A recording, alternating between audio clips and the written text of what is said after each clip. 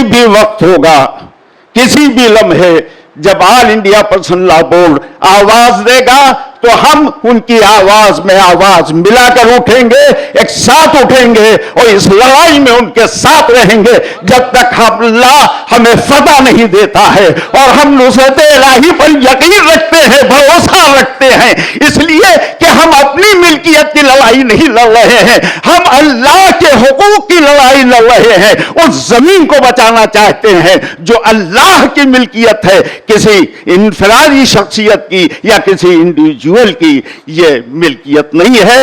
इंशाअल्लाह अगर इस तरह से हम मिलजुल के ये लड़ाई लड़ते रहेंगे तो फतह हमारी होगी। बस। अस्सलाम वालेकुम वरहमतुल्लाहि वबरकातुहू। हज़रात उलमा इकराम, अकाबिरीन कौम, एक बहुत हसास मौजू पर इस गुफ्तगू का इनेकाद किया गया है।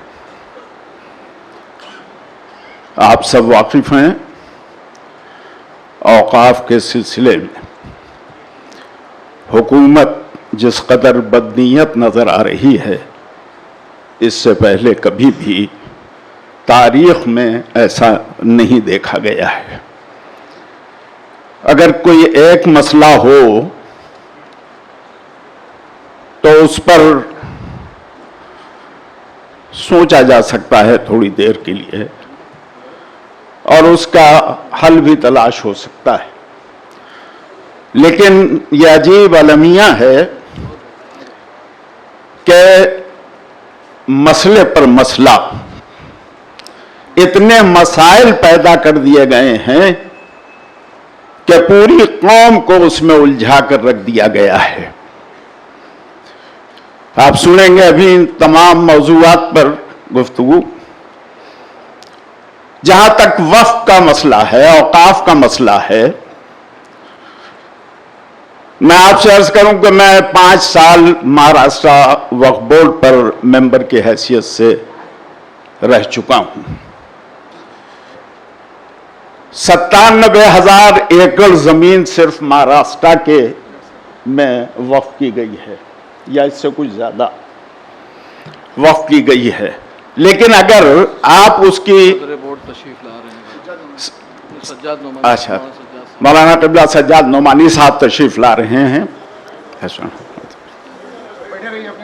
बैठे रहे मौलाना फरमा तशरीफ ला।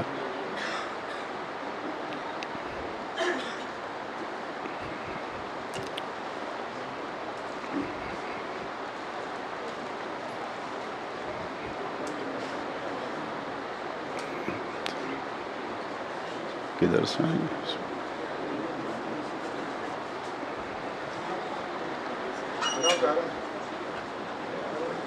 मौलाना मोहतरम अपनी अलालत के बावजूद इस अहम मौजू के सिलसिले में मुस्तकिल सफर फरमा रहे हैं। खुदा करे कि हमारे इन उलमा की मेहनतें रंग लाएं और हमें इसमें कामयाबी हासिल हो।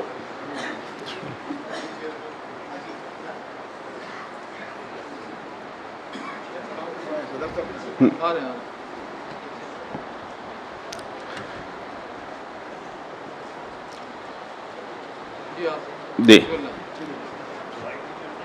आप बस 2-3 मिनट मुतवज्जे रहें। आप जारी रखें। मैं ये अर्ज कर रहा था कि तकरीबन 97,000 एकड़ जमीन तो 1 लाख के करीब महाराष्ट्र में है।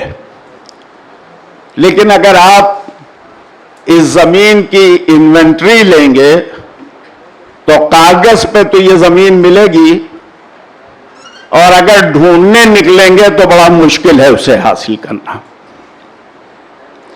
और आपको ये ताज्जुब न होना चाहिए सुन के कि इस जमीन पर कब्जा زیادہ تر ان لوگوں کا رہا ہے کہ جو پچھلی حکومتوں میں رہے ہیں،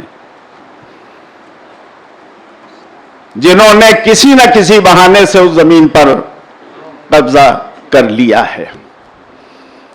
اب مسئلہ بہت سنگین ہمارے سامنے آ گیا ہے،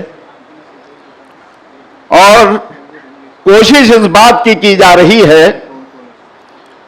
کہ یہ اتنی بڑی ملکیت پورے ملک میں آپ کی خدمت میں عرض کر دوں کہ ہندوستان میں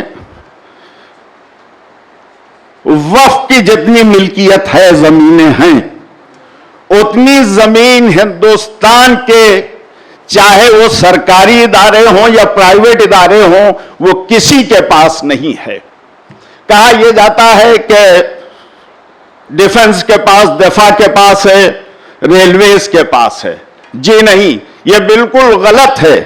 اگر آپ سروے ریکارڈ نکالیں گے تو آپ کو پتا چلے گا کہ پورے ملک میں اگر زمین ہے کسی کے پاس، وہ صرف اوقاف سے متعلق یعنی وقف سے متعلق زمین ہے، کہ جس کا رقبہ ہندوستان میں سب سے زیادہ ہے۔ کوئی بھی ادارہ، چاہے وہ گورنمنٹ کا ہو اور چاہے پرائیویٹ ہو، کوئی بھی اس کے برابر نہیں ہے۔